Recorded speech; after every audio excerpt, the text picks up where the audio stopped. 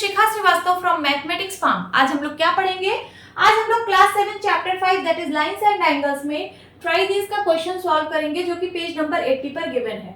First question is find examples from your surroundings where lines intersect at right angle. ठीक है, आपको examples find out करने हैं अपने सराउंडिंग में देखकर। ठीक है, जो आपके अगल बगल चीजें प्रेजेंट हैं उनको देखकर आपको कुछ एग्जांपल फाइंड आउट करने हैं where lines intersect at right angle, जहां पे लाइंस राइट एंगल पर इंटरसेक्ट कर रही है। राइट एंगल मींस 90 डिग्री का एंगल बना रही है। ठीक है, तो सबसे पहला एग्जांपल तो आपके सामने ही है। देखिए ये जो व्हाइट बोर्ड है जिसपे मैं पढ़ा रही हूँ, इसका अगर आप कॉर्नर देखोगे तो यहाँ पे कितने डिग्री का एंगल बन रहा है? 90 डिग्री, हर एक जगह पे, है ना, सारे कॉर्नर पे। तो आप पहला एग्जांपल क्या लिखोगे? Corners of the whiteboard. Then उसके बाद कैरम बोर्ड आप लोगों ने खेला होगा। कैरम बोर्ड कुछ इस तरीके का फिगर होता है ना, स्क्वायर फिगर होता है। सो यहाँ पे जो इसके कॉर्नर पे एंगल बनते हैं वो भी तो राइट एंगल होते हैं। तो आप लिखिए यहाँ पे corners of the carrom board. ठीक है, कैरम बोर्ड के कॉर्नर पे भी 90 डिग्री का एंगल बनता है। देन उसके बाद आपके घर में टेबल होगी, टेबल का टॉप और उसका लेग, उसके बीच में कितने डिग्री का एंगल बनता है? तो 90 डिग्री। लिखिए यहाँ पे angle between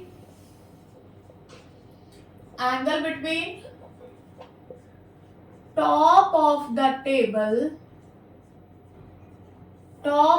table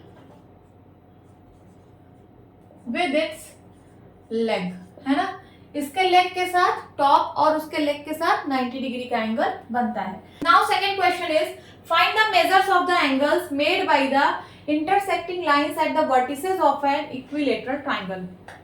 equilateral triangle कैसा ट्राइंगल है? जिसकी तीनों साइड इक्वल होती है और तीनों एंगल का मेजर इक्वल होता है। ठीक है, तो find the measure of the angles. तो आपको इस इक्विलेटरल ट्राइंगल के एंगल्स का मेजर फाइंड आउट करना है। ठीक है, सो यहां पे क्या है? इंटरसेक्टिंग लाइंस है, ये देखिए। ठीक है, तो यहां पे बन रहा है वर्टिसेस। अब इसके वर्टिसेस पे कितना एंगल बन रहा है यही आप लोगों को फाइंड आउट करना है। इसके वर्टिसेस के एंगल का मेजर फाइंड आउट करना है। तो सपोज मैंने इसको ए नाम दे दिया, इसको बी नाम दे दिया और इसको सी नाम दे दिया। अब आप लोगों को पता है कि इक्विलेटरल ट्राइंगल की तीनों साइड और तीनों एंगल का मेजर इक्वल होता है। तो यहां पे आप लिखिए इन इक्विलेटरल ट्राइंगल। ठीक है, इन equilateral triangle all the sides are equal in length। जितने भी साइड्स होते हैं वो सब इक्वल लेंथ की होती हैं। and all the angles are of equal measure। और जितने भी एंगल हैं वो सब इक्वल मेजर के होते हैं। ठीक है, सो एंगल ए मैं बोल सकती हूं यहाँ पे let angle A is equals to angle B is equals to angle C is equals to, मैंने इसको एक्स मान लिया तीनों को, क्योंकि तीनों का मेजर इक्वल है तो मैंने इसको एक्स बोल दिया। Now x plus x is equals to 180 degree होगा। क्यों? एंगल सम प्रॉपर्टी, ट्राइंगल के तीनों एंगल का सम 180 डिग्री होता है। तो ये x प्लस एक्स कितना हो जाएगा? 180 डिग्री हो जाएगा। तो 3x is equals to 180 degree. x की वैल्यू कितनी आ जाएगी? 180 degree divide by 3 that is 60 degree. So x equal to कितना आ गया? 60 डिग्री। और ये x किसके बराबर है? एंगल ए के भी बराबर है, बी के भी बराबर है, सी के भी बराबर है। This means angle A is equals to angle B is equals to angle C is equals to 60 degree. तो इसके सारे एंगल्स हम लोगों ने फाइंड कर लिए। कितने कितने? कितने कितने डिग्री का एंगल आया, तो 60 डिग्री का, 60 degree 60 degree 60 degree. This is your answer. Okay, now third question is draw any rectangle and find the measures of the angles at the 4 vertices made by the intersecting lines. ठीक है, सो आपको एक rectangle draw करना है।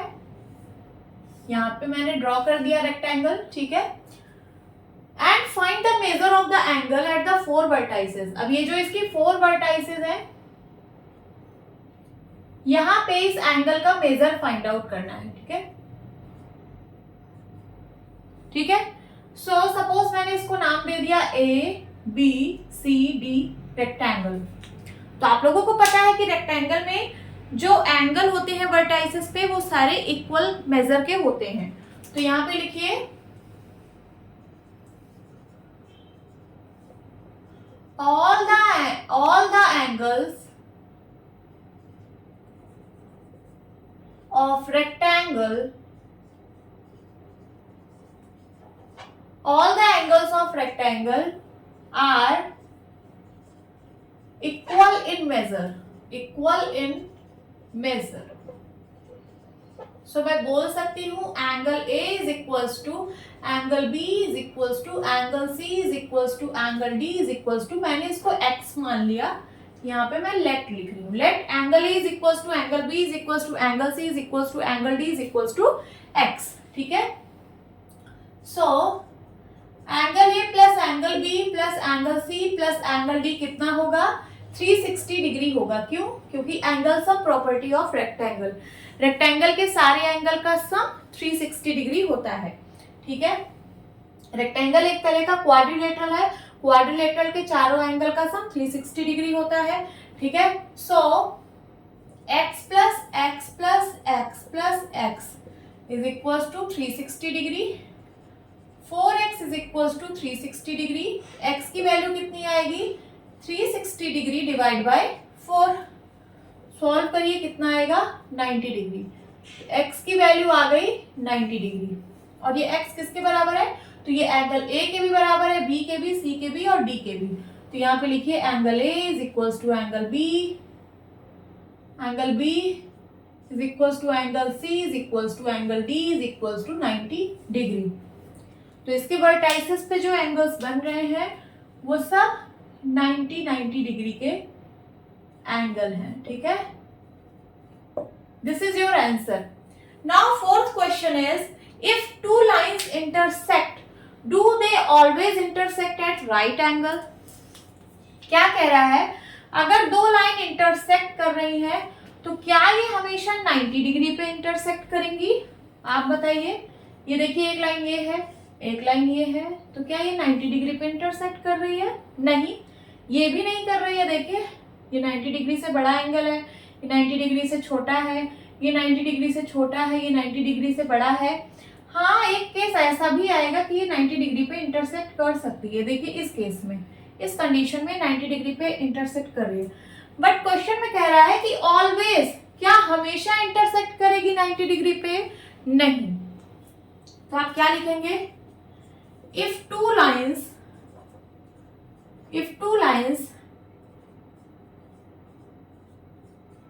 intersect each other, if two lines intersect each other, they can intersect at any angle, ठीक है। तो इसका आंसर क्या होगा, if two lines intersect do they always intersect at right angle? No, ऐसा हमेशा नहीं होगा। ठीक है, if two lines intersect each other they can intersect at any angle. ये कोई भी एंगल बना सकता है। अगर दो लाइन इंटरसेक्ट करेगी तो ये कोई भी एंगल पे इंटरसेक्ट कर सकती है। ऐसा जरूर नहीं कि वो हर बार 90 डिग्री पे ही इंटरसेक्ट करेगी। ठीक है, so this is your answer. Hope students आपको ये क्लास अच्छी लगी होगी। मिलती हूँ अपनी नेक्स्ट वीडियो में, तब तक के लिए बाय बाय, टेक केयर।